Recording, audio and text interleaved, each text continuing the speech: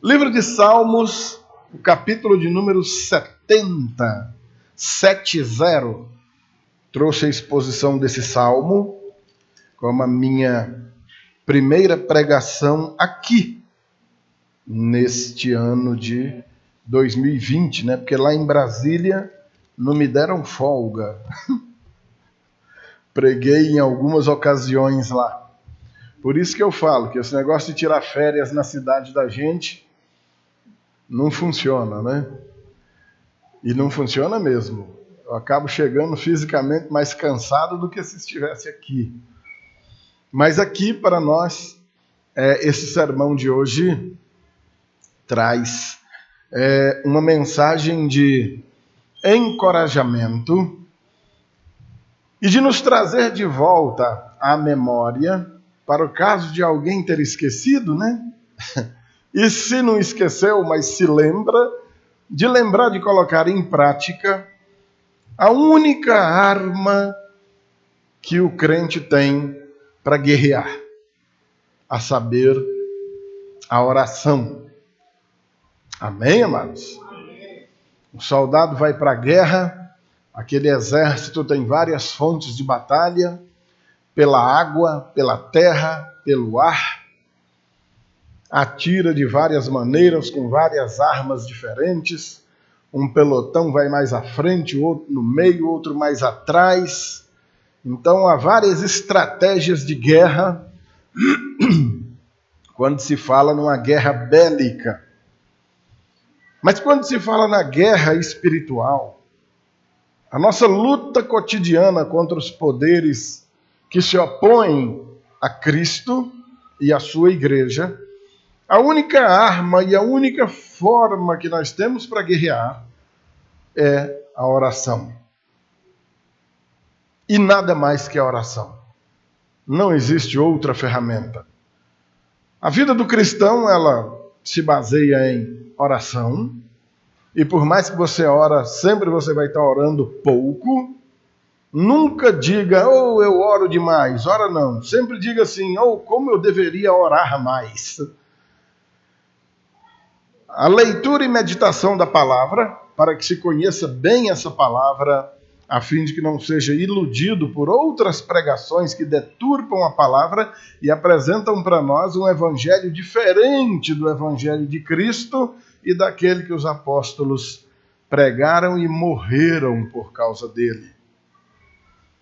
Então, oração, meditação na palavra e uma vida de ações de graças que se revertem em testemunhos de vida para a humanidade inteira reconhecer por meio de nós que nós somos servos de Deus. Então, a oração é a única arma e a única ferramenta que temos para empreender as outras campanhas, porque se você não orar, não vai adiantar muita coisa você conhecer a palavra, você fazer leituras, a meditação vai ser complicada, a interpretação, o conhecimento, o entendimento dessa escritura vai ser quase zero, e a nossa vida no dia a dia nessa terra vai ser carregada de fracassos, por mais que se obtenha sucesso nessa vida, ficando rico, milionário, possuindo o que bem quer, mas com um vazio espiritual que nada poderá preencher, porque é um lugar que o Espírito Santo deveria preencher e não vai fazer isso, porque a vida de falta de oração daquele crente não vai permitir que isso aconteça. Em outras palavras, aquele que tem o Espírito Santo leva uma vida de oração. O Espírito Santo nos leva a orar. Se você tem muita dificuldade para orar, se você não adquiriu o hábito da oração, algum problema está acontecendo na tua conversão, ou mesmo essa conversão ainda não aconteceu. A oração precisa fazer parte da sua vida. De pouco adianta se lamentar, chorar, urrar, rolar pelo chão, botar a culpa em Deus, botar a culpa nos outros, se a vida de oração estiver sendo negligenciada. Amém? Então, vamos ver o que esse pequeno salmo, de apenas 5 versículos, tem para nos trazer, a fim de que a gente comece esse ano de 2020, ou o ano já começou, tem um mês, né? Mas que a gente engate uma marcha mais firme no caminhar desse ano de 2020, compreendendo a instrução que esse salmo vem trazer aqui para nós. Vamos ler? A oração pedindo ajuda divina ou petição por auxílio divino, tanto faz, ao mestre de canto, é um salmo de Davi em memória. A gente vai comentar essa em memória no decorrer da exposição. Diz assim o texto: agrada-te, ó Deus, em me livrar. Apressa-te, ó Senhor, em me socorrer. Que sejam envergonhados e cobertos de vexame os que buscam tirar minha vida. Retrocedam e cubram-se de vergonha os que se alegram com o meu mal. Retrocedam por causa da sua vergonha os que dizem: bem feito, bem feito. Exultem e em ti se alegrem todos os que te buscam. E os que amam a tua salvação digam sempre: Deus seja engrandecido. Eu sou pobre e necessitado. Ó Deus, apressa-te em me socorrer, pois tu és o meu amparo e o meu libertador. Senhor, não te demores. Alguns detalhes, queridos, acerca desse salmo. Esse salmo aí é praticamente uma cópia do Salmo 40, o famoso Salmo 40, né? Esperei com paciência no Senhor, e ele se inclinou para mim, me socorreu, me tirou de um tremendal de lama. Só que o Salmo 40 é bem maior, ele é bem mais extenso. E algumas sentenças que tem lá no Salmo 40, o Davi transformou nesse Salmo de número 70, tanto resumindo quanto mudando alguns vocábulos, mas sem mudar muito o entendimento da instrução que ele traz naquele outro salmo. E até o título corresponde ao daquele outro salmo. Talvez Davi tenha escrito esse salmo para combinar com a situação experimentada especificamente nesse momento, apenas alterando algumas citações. A gente sabe que o rei Davi, antes de assumir o trono definitivamente, durante anos teve que fugir do então rei Saul, fugir para não morrer, lutar contra os inimigos de Israel, batalhando junto com o exército de outros povos inimigos, mesmo tendo a oportunidade de se livrar do seu perseguidor, o rei Saul. Ele não faz isso em respeito à unção que outrora tivesse sobre aquele rei reprovado por Deus, mas de qualquer maneira, tempo precioso foi perdido enquanto ele lutava em favor de sua própria vida, fugindo daquele reprovado por Deus, não obstante causando grandes dores e males, tanto ao Davi quanto a toda a nação de Israel.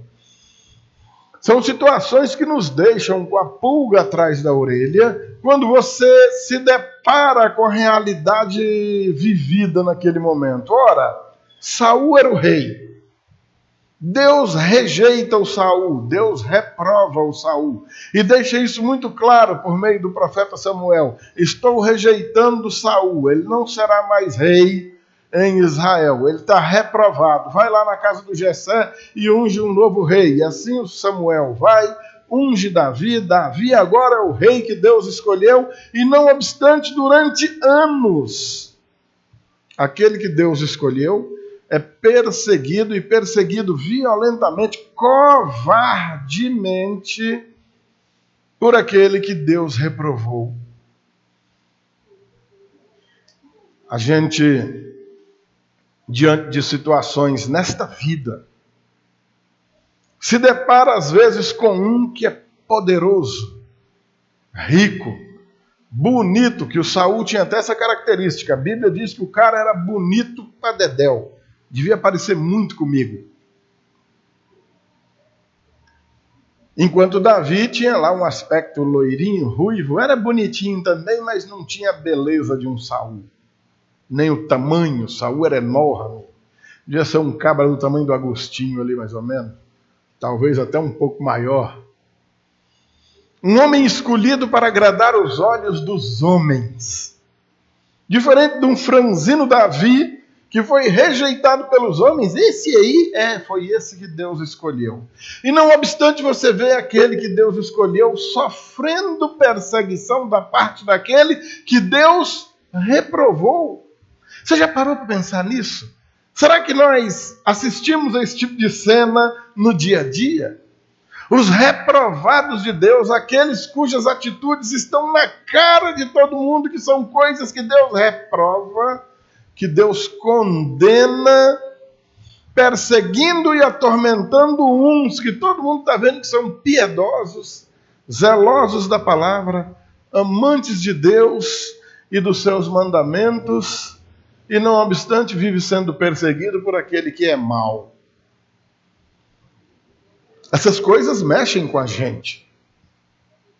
Aquele que está sendo perseguido é muito comum que diga: oh, Deus me abandonou, Deus se esqueceu de mim, Deus não me ama não, Ele me odeia, Deus não está nem aí para mim, está nem aí para o meu sofrimento, olha o que eu estou sofrendo e Deus não vê, o tanto que eu oro, tanto que eu busco a Deus. E aquele maldito, um feiticeiro, um adúltero, o cara é isso, é aquele outro, e sempre levando vantagem em cima de mim. Intriga isso aí, não intriga? Se você experimentou ou está experimentando esse tipo de situação, fique sabendo que você não é único, não é única, e que desde sempre os santos de Deus neste mundo experimentaram situação semelhante. Então não se tenha por desprezado de Deus e nem como a pior das criaturas do mundo. Não, de maneira nenhuma.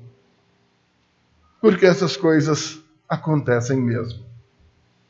Outra característica desse salmo ele é uma espécie de apêndice, uma espécie de complementação do salmo anterior a ele, o 69, 69, sei ouvir melhor. O Salmo 69 são lamentos sugeridos ao ministério terreno de Jesus, quando buscava tão somente fazer a vontade do Pai. O empenho de Jesus qual era? Fazer a vontade do Pai. Para fazer a vontade do Pai, ele não estava preocupado com dormir, ele não estava preocupado com comer, ele não estava preocupado com nada, porque o centro de sua vontade era fazer a vontade do Pai. Então esse Salmo 69 ele é um indicativo muito interessante desse ministério de Jesus, que foi um ministério terreno de grande sofrimento e que culmina com o pior dos sofrimentos que se tem conhecimento, com todo aquele sofrimento, toda aquela agressão e a crucificação em nosso favor. Ainda esse Salmo 70 aí, ele é um prefácio interessantíssimo para o Salmo subsequente, o 71. O 71 são súplicas de um ancião que roga contra seus inimigos e pede mais bênçãos para si. Um ancião que realmente tem muita experiência de vida, está velho, né? Quem está velho aprendeu muito na vida. A vida é uma excelente professora. E que, não obstante, continua sendo perseguido, certamente essa perseguição em virtude de sua santidade, de sua bondade, de sua vida de correção, e clama a Deus: me livra, Senhor, desses que me perseguem, e, ainda por cima, clama para que Deus continue o abençoando, como quem diga: eu estou velho, Deus sempre me abençoou, mas eu continuo precisando, dependendo das bênçãos de Deus. Amém? Daí, queridos irmãos, para trazer à memória, que está aí no título do Salmo, aí na sua Bíblia, você vê, em memória, né? Este é um memorial do homem pobre, o Salmo 70, né, que a gente está se referindo. Ele fez essa menção lá no versículo 5, sou pobre e necessitado. Jesus vai falar desses pobres em Mateus capítulo 5, bem-aventurados os pobres. Os pobres de espírito. Lucas se refere à pobreza mesmo, literalmente. Mateus, a pobreza espiritual, a pobreza religiosa, a pobreza de alma. É duro saber qual é a pior das pobrezas, mas é fácil chegar ao entendimento, por mais que não se abra a boca para confessar, que a pobreza material é nada diante da pobreza de espírito. E ele está falando disso também. Davi implora a Deus para que ele não seja esquecido. Mesmo que pereça, ou pareça, mesmo que pareça que o Senhor nos esqueceu, nós não devemos nos esquecer dele. Pareça, está sublinhado aqui no meu esboço, porque, por vezes, parece que Deus nos esqueceu. Mas, meus amados irmãos, apenas parece. Deus não sofre de Alzheimer, não. Nem de amnésia e nem de nada parecido. Deus não se esquece de nada. Ele não é cego, ele não é surdo, ele não é insensível. Ele nos ouve, ele nos vê. Amém, queridos? Ele não te esqueceu, não. E por isso esse salmo nos chama a responsabilidade de, independente da situação que estejamos experimentando, em hipótese alguma, venhamos a nos esquecer de Deus. Há duas situações que nos podem levar a esquecer de Deus. Uma situação de profundo desespero, chamado fundo do poço, ou uma situação de tremenda folga e calmaria, às alturas, onde não se precisa de nada, está tudo muito bem, está tudo maravilhoso.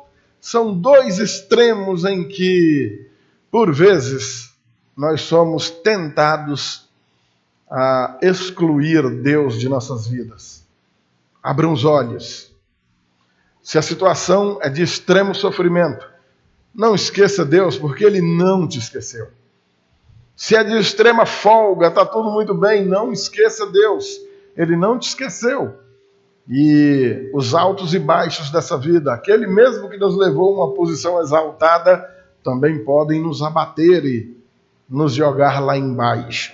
Lembrem-se de glorificar ao Senhor em toda e qualquer situação. Amém? Esse salmo memorial age como um elo entre esses dois salmos de discussão suplicante, o 69 e o 71. E os três juntos formam uma tríade de cânticos maravilhosos. Eu quero aproveitar para te dar uma dica. Conselho, anote aí na agenda cerebral. Leia durante a semana os três salmos. O 69, o 70 e o 71. Amém? Leia os três, medite nos três juntos, lembrando que os três formam praticamente um cântico só. No versículo 1, agrada-te, ó Deus, preza-te, tem prazer, Senhor, tenha prazer, tenha alegria, Senhor, em me livrar. Apressa-te, ó Senhor, em me socorrer. Especificamente nesse salmo, não é dito que qual é dos momentos durante a vida de Davi que ele está fazendo essa súplica.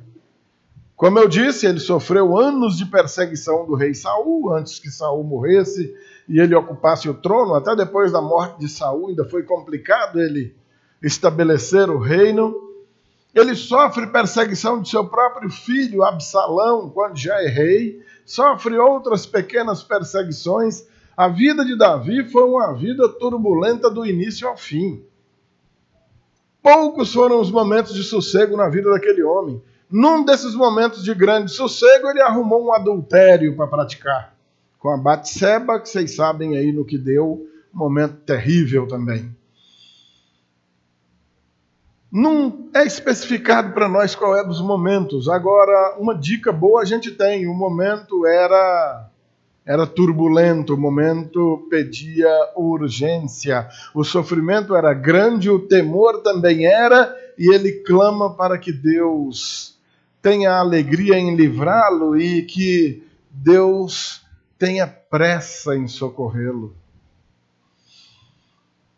Quem está passando por um momento de grande dificuldade, quem está se afogando, quem está dentro de uma casa pegando fogo, quando grita por socorro, não dá para ouvir da parte do corpo de bombeiro: olha, o caba está só terminando de comer uma marmita ali, já já ele vai.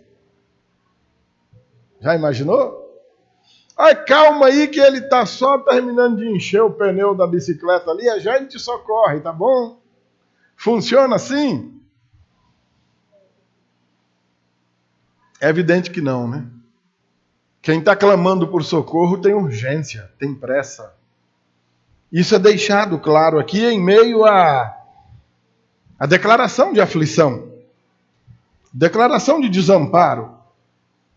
O assunto desse salmo inteiro, entendam, amados, o salmo é uma oração. Ele está orando a Deus, clamando a Deus. O motivo? Clamando por livramento. A oração é uma importunação contra Deus. Olha o termo, deixa eu ser honesto aqui, eu estou usando um esboço de Charles Spurgeon, considerado o príncipe dos pregadores, um pastor batista da Inglaterra que viveu no século XIX. É claro que eu estou usando apenas o esboço, a pregação, o sermão é meu, mas o esboço é super interessante. Mas é louvável quando ele lembra dessa importunação. Decore essa palavra aí, amados. Importunação. Quem é que gosta de ser importunado? Vou traduzir esse importunado por um outro termo aqui, perturbado. Ninguém gosta de ser perturbado, não é? Ninguém gosta de perturbação. Mas o salmista está literalmente importunando a Deus. Uai, pastor, isso pode? Pois é, amados. Tanto pode quanto deve. O Senhor Jesus, nas várias palavras contadas nos evangelhos, em uma delas conta acerca de uma certa mulher que vai importunar um juiz cruel, um juiz iníquo. E ela incomoda tanto esse juiz que não teme a Deus e nem a homem nenhum, e não está nem aí para ser ninguém, é um homem mau, um homem perverso. Ela incomoda esse homem de uma maneira que esse homem, mesmo sendo mau, diz: deixa eu atender logo a causa dessa mulher para ver se ela me deixa em paz, se ela para de me importunar. E o Senhor Jesus usa aquela parábola precisamente para nos ensinar a orar. Literalmente nos conclamando a importunar Deus. De que maneira? Orando. Quem é pai, quem é mãe aqui, sabe o que é um filho ficar importunando? Papai, me dê R$1. Antigamente era 1, agora é 20. Não há quem aguente. Tem não, menino. Papai, me dê. Menina, eu não já falei que não tem? Me dê. Não, eu tenho, mas não vou dar não. O que você quer com dinheiro? Quando eles são menorzinhos, né? Porque com Deus já é diferente, né? A gente pede, se ele não der, a gente fala: não adianta o senhor dizer que não tem, que a gente sabe que o senhor tem, né? Ele tem, não é verdade? E a determinação é essa, para importunar. E é o que o Davi está fazendo. Olha o atrevimento. Senhor, agrada-te em me livrar, apressa-te, Senhor, vem depressa. Oh!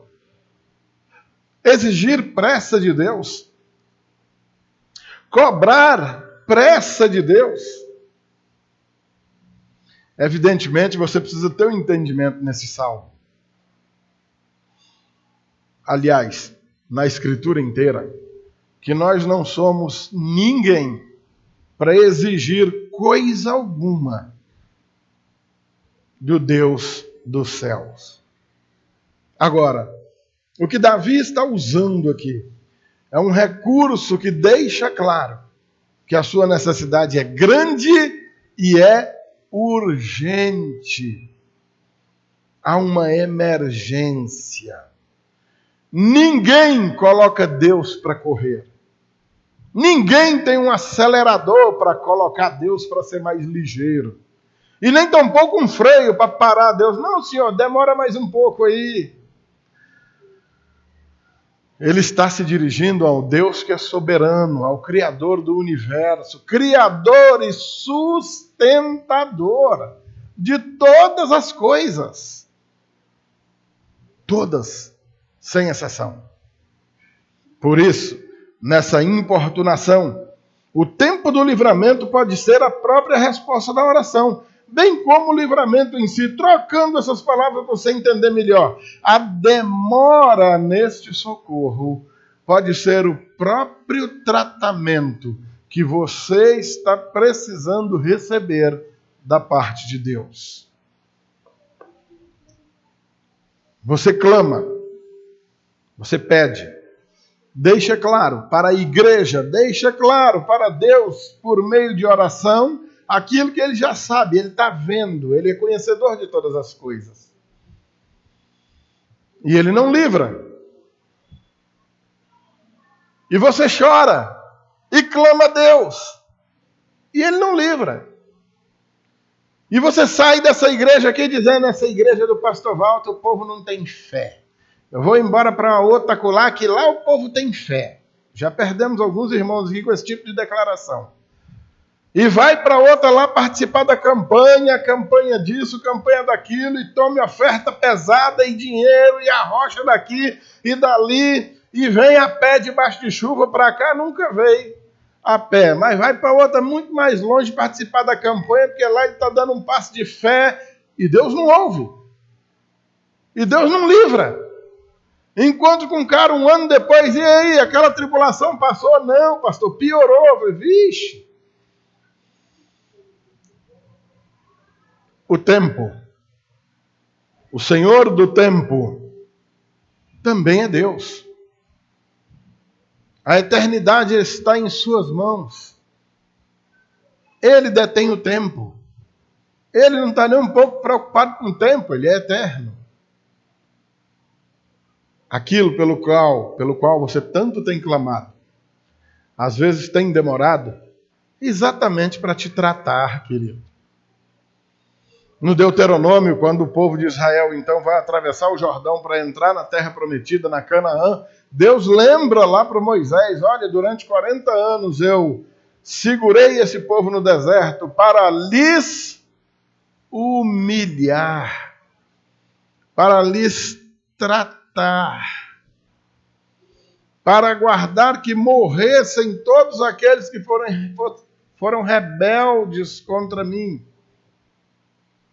Agora o remanescente, o que saiu criança do Egito, ou que nasceu durante esses 40 anos no deserto, é que vai entrar. E daqueles que saíram de lá não passa ninguém, com exceção de 2. Nem o próprio Moisés passou. Então, amado irmão, amada irmã, preste muita atenção. Tem uma tribulação aí? Tem. Você tem orado? Ô, pastor, tenho orado demais. Deus já mandou o livramento? Ainda não. Continue orando e glorificando o nome dele. Ele está te tratando por meio dessa demora. Assim como ele vai te tratar por meio do conceder aquilo que você pede, contanto que seja nobre. Porque se não for, aí é que você está perdido mesmo. Vai secar o couro da língua pedindo e ele não vai conceder nunca. O tempo também é tratamento de Deus. Amém?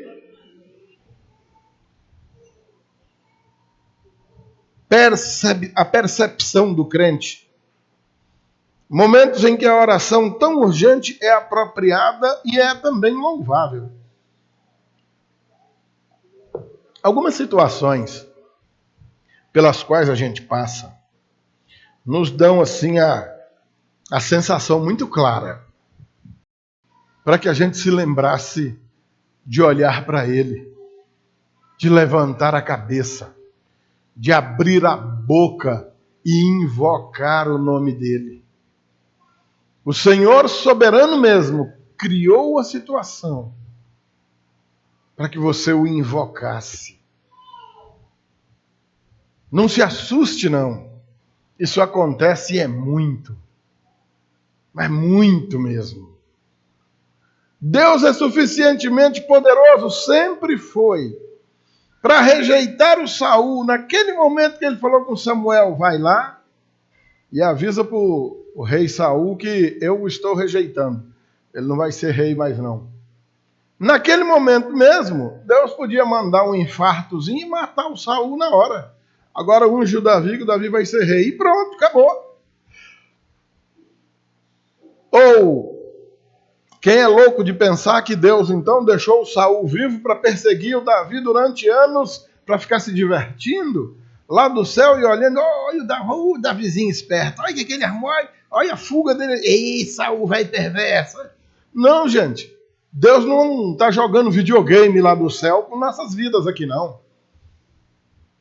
O soberano Deus continuou sendo regente de toda a história no momento em que Saul perseguia Davi e que Davi, de modo terrível, fugia para não morrer daquele que Deus havia reprovado. Porque o soberano Deus assim determinou. Se Saul não morreu antes para dar sossego para Davi, foi porque assim o Senhor quis. Não adianta encontrar palavras bonitas, interessantes, uma psicologia bem trabalhada para inculcar outro tipo de coisa na cabeça das pessoas que não seja reconhecer que Deus é soberano. Amém, amados? Ele é soberano. Deus é soberano. Amém? Ele faz o que quer. Ele endurece a quem lhe apraz, amolece a quem ele quer. Ele perdoa quem ele quer, retém de quem ele quer reter, levanta uns, abate a outros. Ele é Deus. A religião tem ensinado para nós outras coisas. Tem colocado o homem na posição de Deus e colocado Deus na posição de um mero serviçal. Colocam o Deus soberano, criador do universo, como uma imagenzinha de um santo, que você faz o que quer, leva para lá, traz para cá, exige isso, reza aquilo outro, determina aquilo outro. E deixou de esclarecer para o povo que nós continuamos sendo pobres, miseráveis, necessitados, que clamam dia e noite pela misericórdia de um Deus que é soberano. A igreja precisa voltar a viver a soberania de Deus, entender que Ele é soberano. E se você entender isso, por mais que a vida nessa terra seja dura, você vai passar por todas essas durezas, glorificando a Deus e com uma alma muito mais leve do que a daquele que aparentemente não tem sofrimento nenhum. Materialmente tem tudo nessa terra, mas que espiritualmente já está morto há muitos anos. Deus é soberano. Sempre foi soberano. Continua sendo soberano. Sempre será soberano. De eternidade a eternidade. Ele é Deus. Amém? E há momentos em que a oração ela é inadequada. Há momentos que nós estamos clamando por coisas que são loucuras. Alguns anos atrás, uma irmã procurou meu irmãozinho querido, pastor Edmilson Pereira, lá de Águas Lindas, foi criado junto comigo. Um amigo que vocês ainda não conhecem. Esses dias eu estava falando com ele, mas ele não tem coragem de vir no Piauí de jeito nenhum. Primeiro que ele tem medo de avião. E outra que diz que não aguenta o calor. Diz, larga de ser frouxo, cabo de peia. Mas há alguns anos atrás, ele e a esposa receberam no gabinete pastoral uma senhora que pedia a oração dos pastores por uma causa que ela pleiteava. Pois não, irmão, o que é? Eu estou orando para casar com cidadão. Ah, mãe, vamos orar. Quem é o cidadão? É o fulano. O quê? Não, irmã, mas o fulano é casado. Pois é, mas eu amo ele, eu sou apaixonada por ele. E aí lá foi meu irmãozinho. O apelido dele é Totó. Se ele assistir esse vídeo, ele vai ficar muito bravo. E juntou ele e a esposa para ministrar na vida dessa amada irmã. Falei, irmã, vou falar um negócio para a senhora. A senhora está cheia, o jeitão dele, né? A senhora está cheia de demônio. Nós vamos expulsar esses demônios da senhora primeiro. E depois nós vamos conversar e te dar uns conselhos. O que a senhora está pedindo é loucura. A senhora está pedindo para ser um agente de Satanás para destruir uma família. É isso mesmo? A senhora quer que o fulano largue a família, abandone a família para se casar contigo porque a senhora está apaixonada por ele? Pois é, a senhora é o próprio demônio, a senhora é o diabo. E esclareceram isso para essa senhora com todo jeitinho que Deus deu para ele, quase nenhum. E ela se foi para lá revoltada, porque aquilo que era o motivo de oração dela, olha a oração da mulher, Senhor, separa aquela família e traz aquele homem para mim. Isso é o tipo de oração inadequada. Há mais anos atrás, há mais alguns atrás, um indivíduo que hoje é pastor, ensinava para que eu orasse, a fim de que um indivíduo na empresa que estava acima de mim caísse para que eu assumisse o lugar do cara. Falei, irmão, isso na verdade não tem nada a ver com o evangelho, isso é macumba, querido. Eu vou orar para o camarada cair, para que eu seja promovido e assuma o lugar dele? Isso é de Deus, que está escrito na Bíblia, que Deus tira do ímpio para dar para o justo. Sim, mas vamos contextualizar esse texto aí direitinho, porque o Senhor não está ensinando ninguém a fazer esse tipo de oração. Na verdade, esse tipo de oração é condenada pela palavra de Deus. Isso é feitiçaria, não é evangelho. Então, amados, nós vemos o quanto a mente do povo é estragada, é deturpada, e o evangelho é ridicularizado por meio das coisas que as pessoas compreendem ser direitas, mas que não são. As pessoas consideram legítimas, mas não são. São orações inúteis, são orações, por vezes, inclusive, malignas, que nada tem a ver com o Evangelho do Senhor Jesus Cristo. Eu poderia citar mais alguns outros exemplos aqui, mas isso nos tomaria muito tempo. Então, eu só quero que os irmãos entendam que existem orações inadequadas. O que há de gente no nosso meio orando, clamando por coisas inadequadas, não está no gibi. E por que que isso acontece? Desconhecimento da palavra de Deus. E não se assustem não, pessoas religiosas passam por isso. Religiosos foram a Jesus fazendo uma pergunta, Senhor, é lícito? E Jesus, ou conta uma parábola ridícula para Jesus no final repetir para eles, ou dizer para eles, errais por não conhecer as Escrituras e nem o poder de Deus. Ainda, razões para esperar uma resposta rápida, às vezes há e às vezes não há. Existem coisas pelas quais eu oro a vida inteira. Enquanto tiver motivo de oração, vou estar orando. A conversão do meu pai, por exemplo. Há quantos anos eu oro por meu pai? Minha mãe faleceu em 1991, orando por meu pai. Quantas décadas se vão de oração por meu pai? E enquanto ele ou eu estivermos vivos, continuarei orando pela conversão do meu pai, crendo que um dia ela pode acontecer.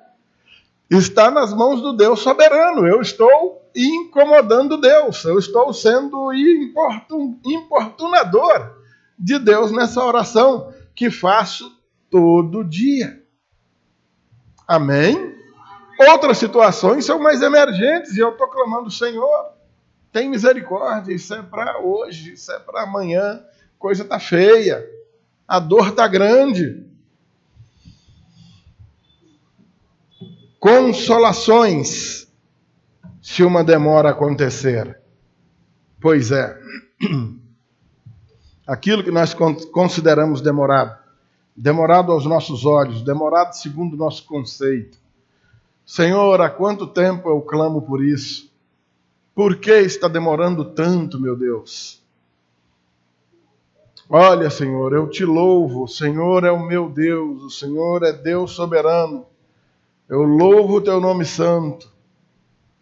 Agradeço ao Senhor por tudo que sou, tudo que tenho. Essa demora está me machucando demais. Consola o meu coração em virtude dessa demora. Conforta-me, Senhor.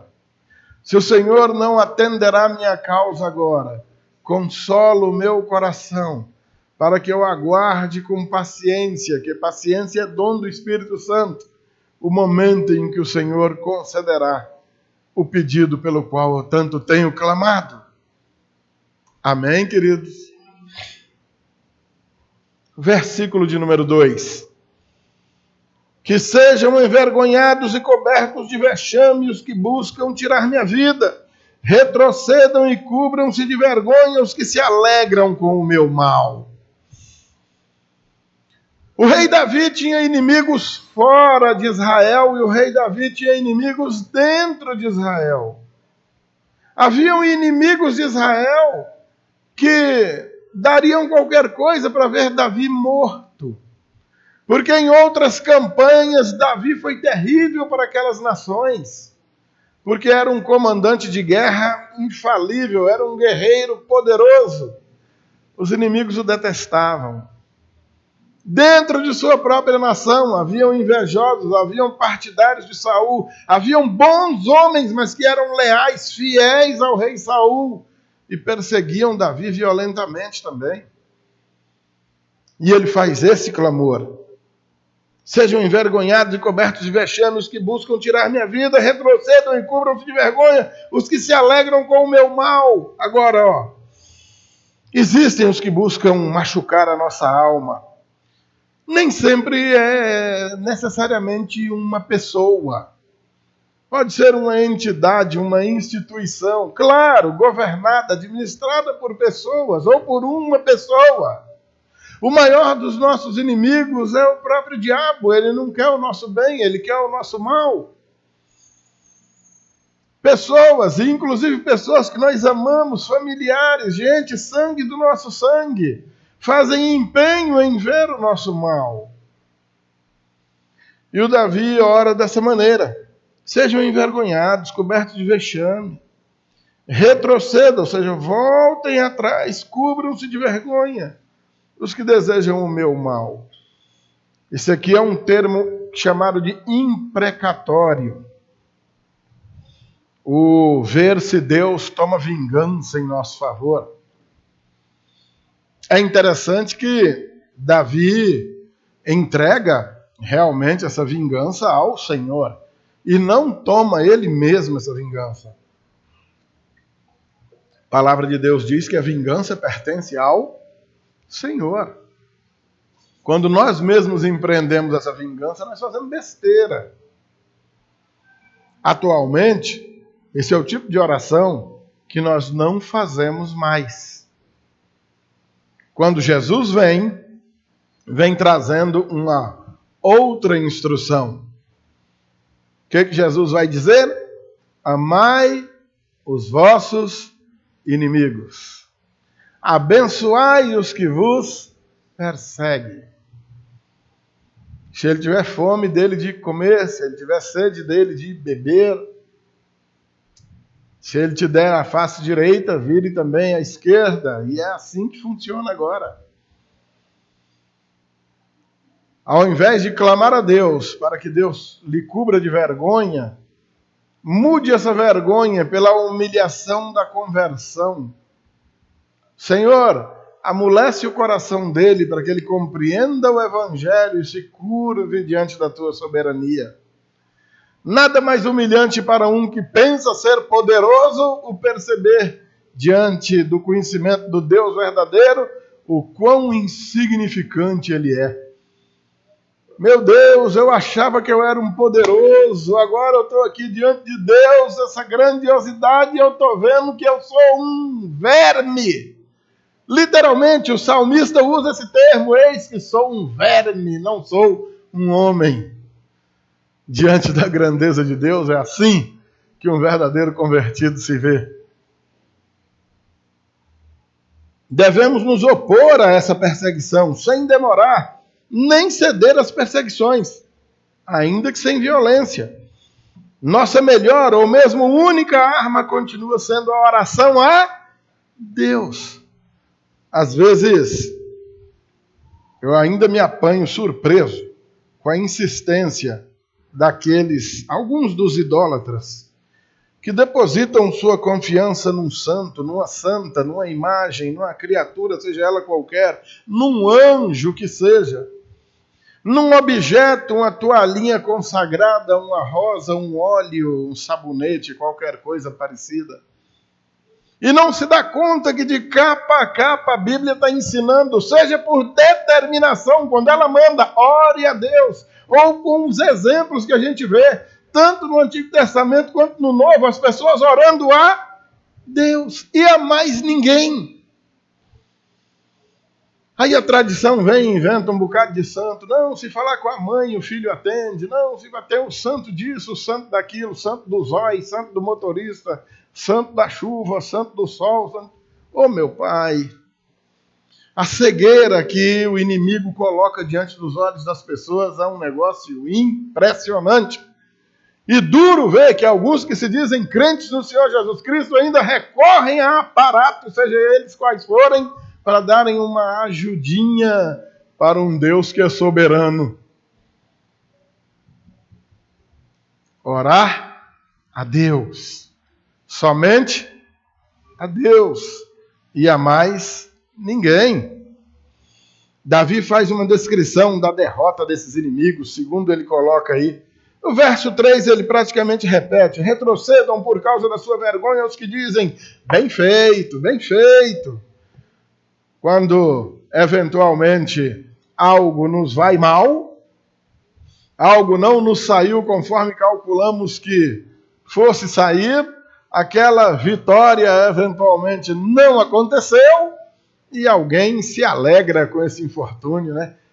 Aqui num bom piauiês a gente diria, né, filho? Pegue, toma. Basta que essas coisas parem pelo futebol mesmo, viu, amados?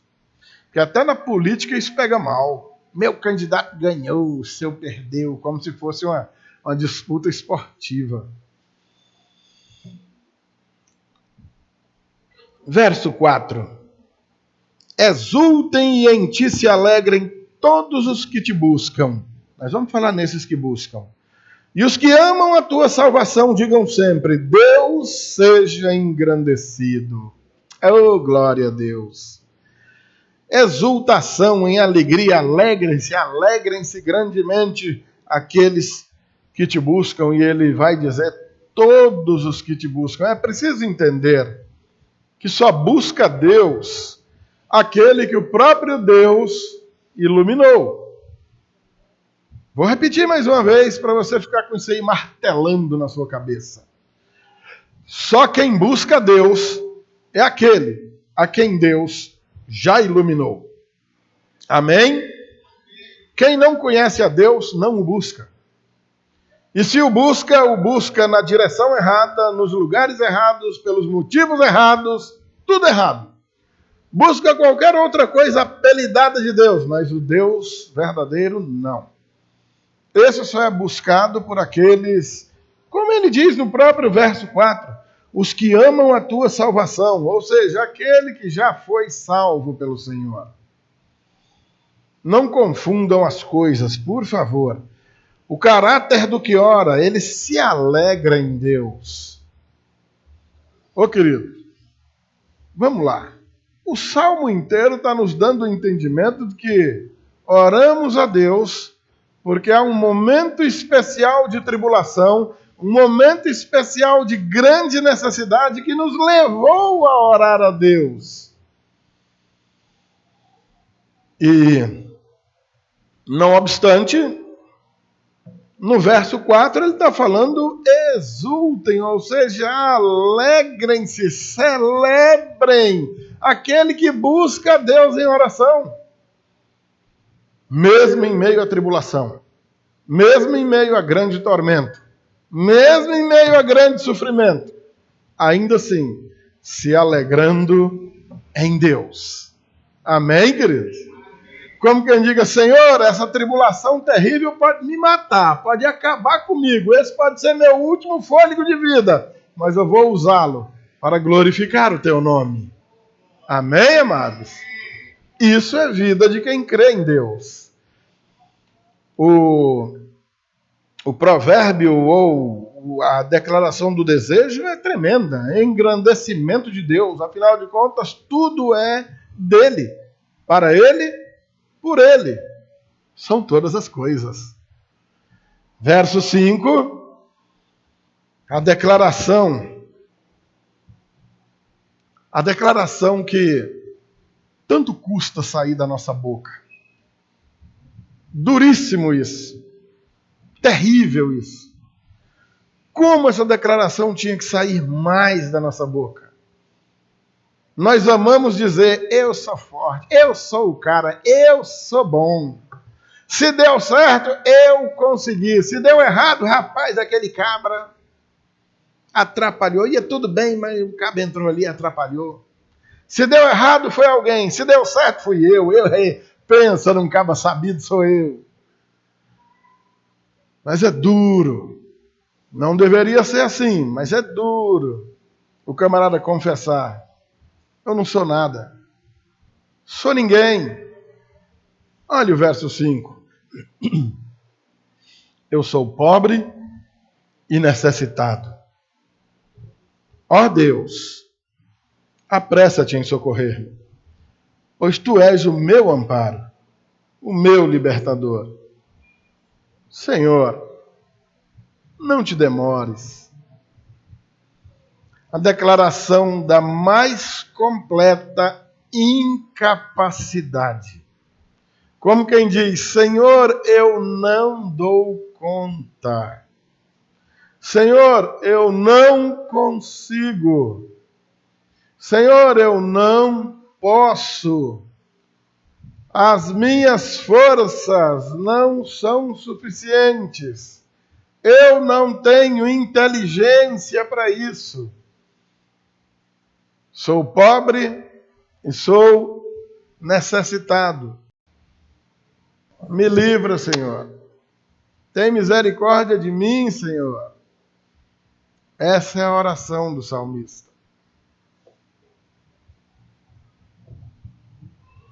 Quem é que precisa de ajuda? Eu, o pobre necessitado.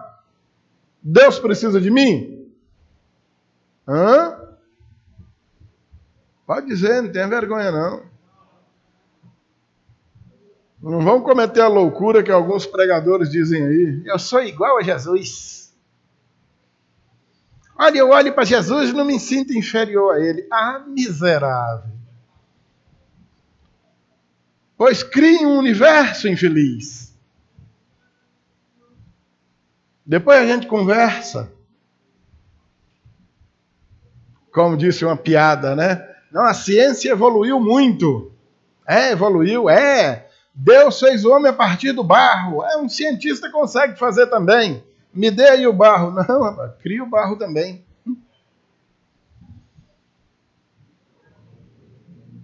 Sou pobre e necessitado.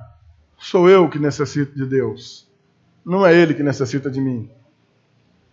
Sem eu, Deus continua sendo Deus. Sem Deus, quem é o Walter? Nadinha. Quem é que ajuda?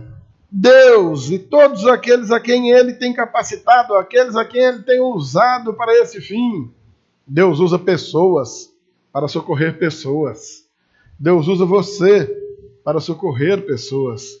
Deus usa você para instruir pessoas. Deus te usa para ser um testemunho poderoso dele nessa terra. Olha que homem exemplar. Olha que mulher exemplar. Olhe aquele indivíduo que outrora era uma carniça na cidade, agora é uma criatura de utilidade para a sociedade. O que aconteceu? Deus agiu na vida dele e o transformou. Amém, amados? A quem ele liberta? Eu ou qualquer um, pelo qual algum crente tenha intercedido. Ele liberta qualquer um que esteja preso.